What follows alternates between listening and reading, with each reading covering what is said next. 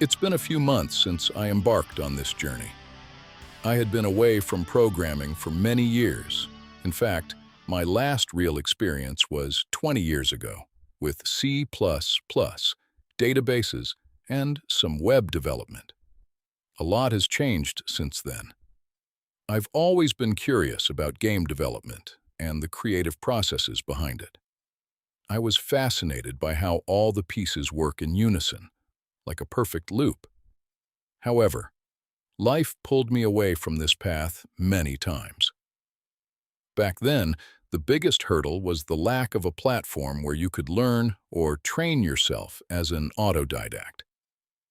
Seeing the breakthroughs in AI, I decided to approach them with a clear goal. They would act as my personal tutor and organizer, not just as algorithms to do the work for me. I turned Gemini into my personal Godot senior and DeepSeek into my architecture professor. The idea is that as we work, they explain the process, allow me to question their decisions, and guide me. Most importantly, they provide explanations that, even if I don't have a clue what they mean at first, give me a clear roadmap of what I need to put effort into learning. I want to retrain myself as an amateur programmer. After all, the foundations are the same across all languages, right? Variables, constants, operators, structures. Understanding the logic is key. I remember a tutor who always insisted on the importance of pseudocode and flowcharts. This is like moving from solving an equation on paper to using a calculator. You still need to know which buttons you're pressing. November 2024. The beginning. I opened YouTube and eagerly typed, "I want to learn Godot." I found a being of light who goes by the name Findamore, whom I highly recommend. I also picked up some Godot tutorials on Humble Bundle. For the next 2 months, I dedicated myself to building simple, practical examples and documenting how Godot works. I quickly realized that it was a total drag. They gave me a global view of the interface, but it felt lacking. I needed to build something I actually cared about, not a white paddle hitting a ball against a wall. I already did that in BASIC 40 years ago. I decided to build the house from the roof down. I didn't care whether I finished the projects or not. What I was looking for was to understand the spectrum of what was possible. Here are some of my experiments on itch.io. My approach had to change, or I'd lose motivation. I wanted a prototype of an RPG. Yes, an RPG is one of the toughest genres to start with because of the sheer number of systems involved. But I wanted something small and modular. I started with something similar to a choose-your-own-adventure book. If you're young, you might not even know what I'm talking about. They were books, made of paper and cardboard with badass cover art, where you chose your own path. I wanted something interactive and reactive, and that's when I realized I already had a game. Mechanically, it was just repeating scenes and managing an inventory with a dictionary. I realized that with patience, the only real barrier would be the art. But I still didn't feel fluent enough with GD script, and that's where Python comes in. What does Python have to do with this? It's a language that plays incredibly well with AIS and has a powerful syntax, diametrically opposed to C++, which is anything but pretty. As a hobby, I occasionally translate games to practice my English.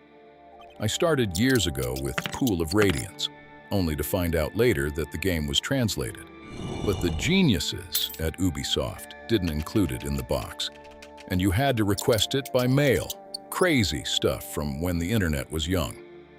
To distribute my translations, I created the shabby installer.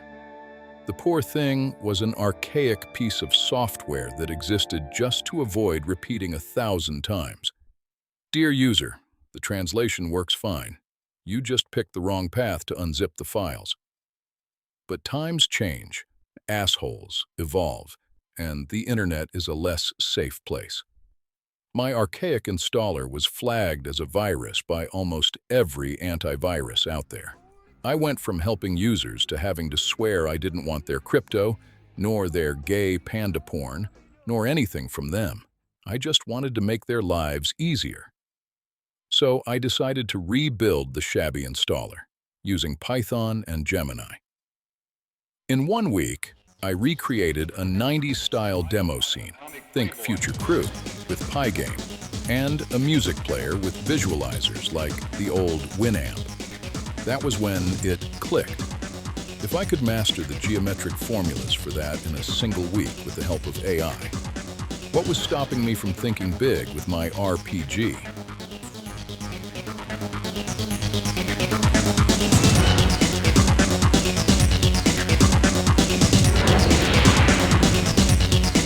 Get down.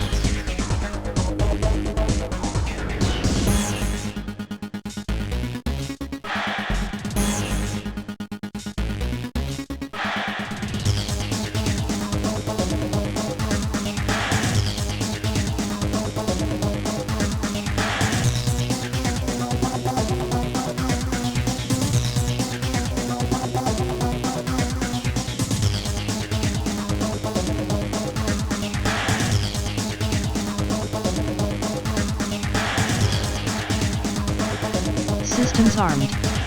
Weapons deployed. Target locked. Firing.